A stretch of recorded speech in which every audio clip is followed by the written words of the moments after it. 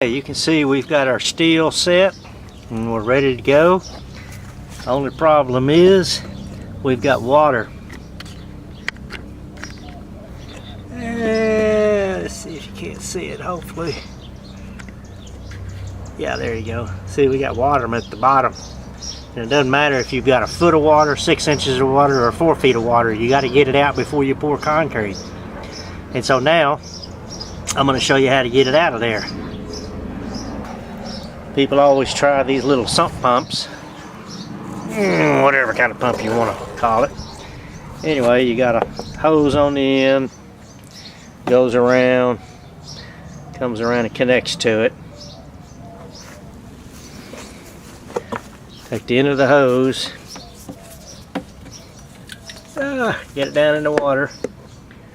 Only problem is you got to prime that little pump, which means you got to have a T up here somewhere to prime it. But as soon as you turn it off, a lot of water is going to run back down in there, however much long your hose is. But in any case, all right, that's one way.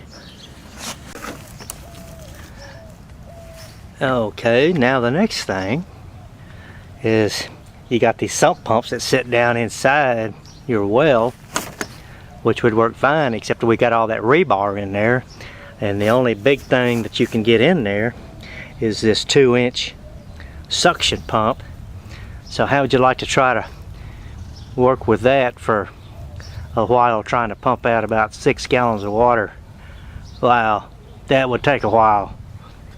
So now let me show you the simple and easy way. Okay, the first thing you need is a good strong vacuum cleaner, and it needs to be 14 gallons. Well, of course we know we're going to get 14 gallons, 6.5 horsepower. Of course that's peak, that's a whole nother story. So we got 14 gallons of water. Let's just say we got 14 gallons of water in the hole, and with a 6.5 peak horsepower we're going to be able to yank it all out of there.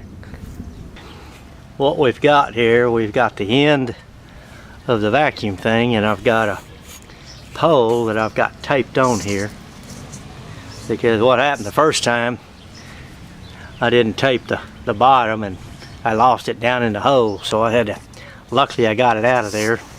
So now we're going to stick this in the hole.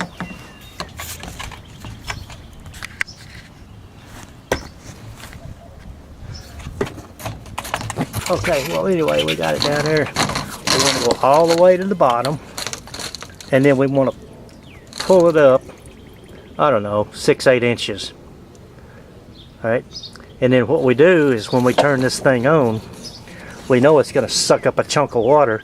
Well, then we have to pull it out so that we can get some air behind it, so it'll pull it up into our vacuum. So what we're doing is we're going back and forth, in the water, out of the water, in the water, out of the water. And then we're going to get the water out of the hole. Now what you're going to see is once this hose gets full of water, it's going to pull it down in there. And then as I get air behind it, it's going to suck it up into the vacuum. Now you got to make sure you've got a wet vacuum. They call them wet or dry, but you just got to make sure it's good for water. That is a big plus.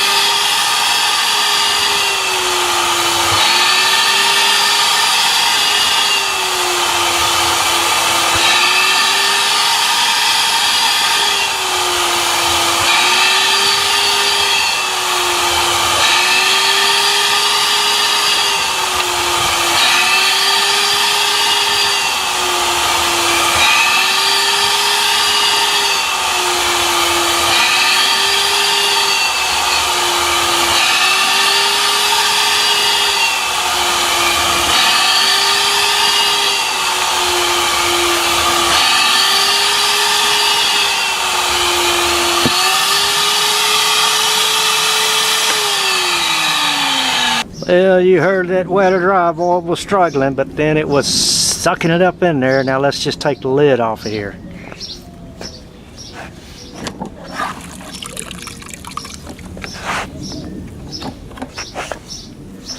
And you can see, and in real time, we sucked up 14 gallons of water. So there you go.